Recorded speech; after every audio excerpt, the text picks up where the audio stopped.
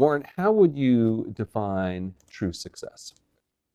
Well, I've said many times that if you get to be 65 or 70 and later, and the people that you want to have love you actually do love you, you're a success. What's up, guys? It's Jason here, and welcome to my YouTube channel, Company Insight. Today we go from Company Insight to Warren Buffett Insight. When thinking of advice that you can implement into your life, Buffett's highly regarded annual letter to shareholders may seem like an unlikely place to start. Many people are familiar with Buffett for his success as an investor and his status as one of the wealthiest persons in the world. But few are aware of the life philosophy and worldview of the man behind the renowned holding company, Berkshire Hathaway. A deep thinker in his own right, Warren Buffett's wisdom and life advice to everyone, from students, young people to entrepreneurs and retirees, extend beyond business and investing. In this video, I'll share with you 3 pieces of advice taken from the Warren Buffett 2021 annual letter. By the end of this video, you'll be a Buffett guru, and Warren Buffett's life advice will change your future. Trust me when I say that you don't need to be an investor to benefit from a lifetime of accumulated wisdom from the Oracle of Omaha. But first, I need a quick favor from you. If you wouldn't mind, just smash that like button for the YouTube algorithm. It would help me out a ton. The more engagement a video like this gets, the more likely the YouTube algorithm is to push it out to more people to enjoy. As this is a brand new channel, it helps me out a ton, and it's free to do. Thanks so much for doing that. Let's continue on with the Warren Buffett advice to be rich.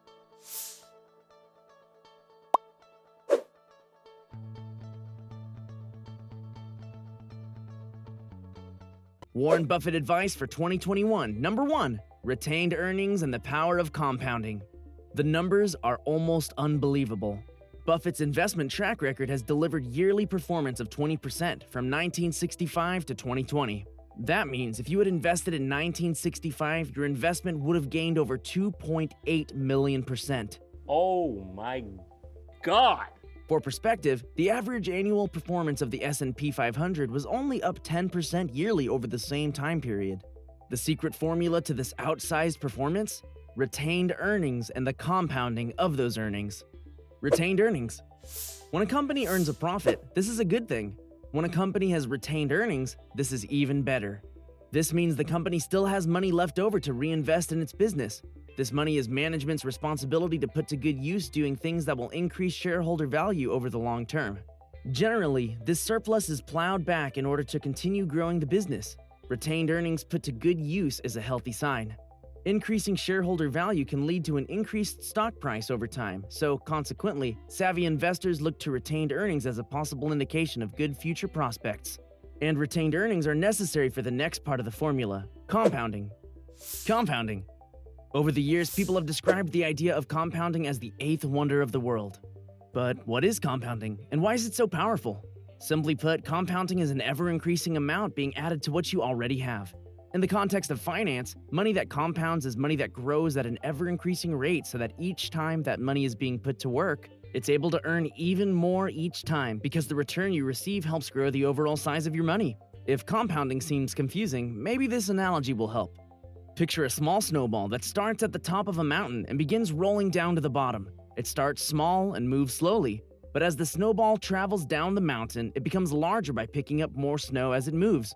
And it expands faster as the speed and mass increase. As the snowball grows, so does the amount of snow that's able to stick to it.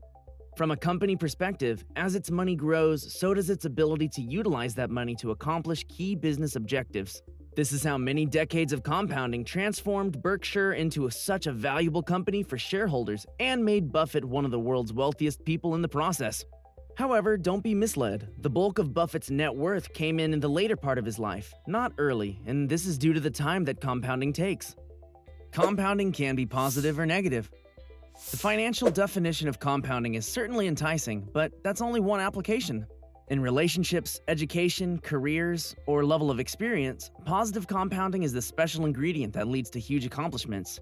For example, trust between people leads to more synergy in a relationship because each person doesn't have to spend time questioning the motives of the other. In education, your prior learning gives you a platform to stand on and allows you to solve tougher problems with larger payouts. In your career, one way to define how valuable you are is by the value you add to the lives of other people, and compounding your knowledge is a surefire way to do this. perhaps most importantly, the magic of compounding is that once the process is underway, it generates its own momentum and can largely run on autopilot. For example, Buffett's track record has had down years as well. He is candid when speaking of his mistakes. Most recently, Berkshire's $11 billion write-down of their $37 billion investment in precision cast parts. Despite this, the size of his losses has not eclipsed the magnitude of his gains. Consequently, his average performance has been double that of the S&P 500, but this can only be noticed over a long enough period of time. The results of any one year don't tell you much about the direction.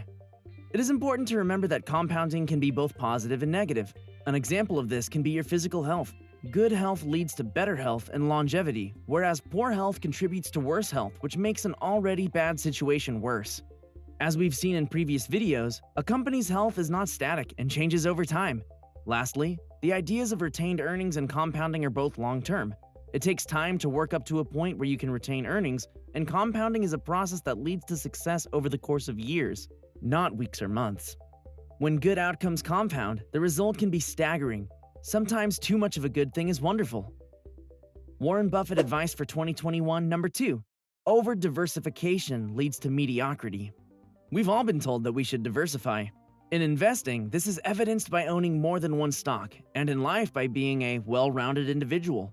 Diversification drastically cuts down on the risk of negative outcomes by spreading out the risk. Whether it's a financial investment you're contemplating or a life path you're considering, you ultimately don't know what will happen. But just as mimicking the index gives you the same results as the index, trying to do too many things in life strains your resources. Buffett has said in the past that he likes to put all his eggs in one basket and then watches that basket very closely. In our personal lives, achieving outsized results in a particular area is linked to how deep we go into learning it, and this takes time. In Inc. magazine, entrepreneur Randy Zuckerberg said that the entrepreneur's dilemma is maintaining friendships, building a great company, spending time with family, staying fit, and getting sleep. I get it. Oh, and you can only pick 3 of those things. I don't get it. This is a great segue into the next section, where we take a look at the paradox of choices. If I could only choose 3 things for you, the viewer, I would choose that you would 1. Like the video, 2. Subscribe with the bell, and 3. Share it with someone else. Let me know if you did all 3 of those things. I'll send a personal thank you in the comments. The upside of constraints. Unlimited options. That seems like a good thing at first. Perhaps this is true in theory, but consider this. If you have unlimited choices, then how do you decide what to do, and what about when things get difficult? If you have unlimited choices, you could switch to something else, but then you would miss out on a potential learning opportunity. Part of achieving the hard-won knowledge that pays off later when compounding is by doing the right, challenging things. Dropping one activity in favor of another the moment it becomes hard all but guarantees the kind of learning that is characterized by the phrase, "a mile wide but an inch deep." Constraints are limiting, but they can also be clarifying. This is because many of the things that are presented to us in life are now framed in a way that makes it seem like the outcomes we want can always be had on our own terms and in unlimited quantities. The more sobering truth is that we do not have unlimited options in time. Trying to do everything usually ends up in accomplishing nothing. There are times when it is better to say no than yes, especially if you know that what is being offered to you doesn't fit your criteria. Berkshire has a sizable portfolio of businesses where some are fully controlled and others only partially. Despite the portfolio size, however, most of Berkshire's value is concentrated in just 4 companies. These 4 companies have powered Berkshire's growth and financial results for years, with the insurance business becoming the cornerstone. The advice to take away here is not that diversification is bad or that you shouldn't do it. Since you don't know exactly what will or won't work, it makes sense to experiment and try different things. As you get feedback from these experiments, pay close attention to the results. Do more of what works and less of what doesn't. And if nothing seems to work, keep experimenting until you find something that does. Some of us know right away what we want to do, while for others it takes more time. Once you have your opportunity in sight, go all in and see what happens. If it doesn't work, you can always try something else. In my Company Man video, we learned that Mike most likely had other YouTube channels in the past that he tried out, specifically the movie and basketball channels. The channel that took off was Company Man, and he has stuck with it regularly since 2017. Trying many things makes sense as a discovery strategy in the beginning, but trying to go through your whole life in a constant state of keeping your options open will preclude success. Warren Buffett advice for 2021 number 3, patiently waiting for opportunity. Over the last several years, Berkshire has run into a frustrating yet interesting problem. It can't find enough deals that fit its investment criteria.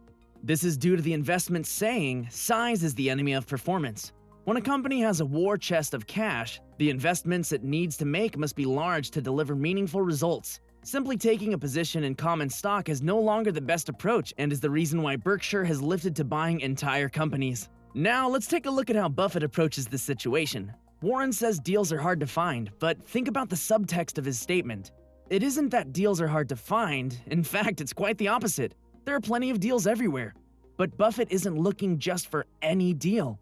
He's looking for the right ones, the ones that fit his criteria. And while he is patiently waiting on the right pitch, he is still increasing value for his shareholders. Stock buybacks and increasing shareholder value while patiently waiting. Buffett says many CEOs will intentionally do as much as they can to get away with to inflate their own company's share price to use that to make an attractive offer to a competitor. But stop and think about the implications. If a company artificially inflates its stock price over the short term and then uses it to overpay for another company just to show growth, real value has not been added anywhere. In the longer term, the results can spell trouble. As investors realize that future prospects are not lining up with management's decisions, the company's intrinsic value can be negatively impacted. If you think Buffett forgot about shareholders with his lack of deal-making, here are some interesting stats. Berkshire is still hard at work increasing shareholder value even without buying new companies. In 2020, Berkshire repurchased 80,998 of their Class A shares to the tune of $24.7 billion.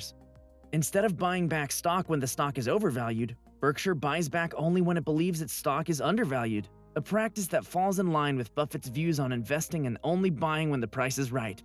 This decision has increased shareholder ownership in Berkshire's portfolio of companies by 5.2%.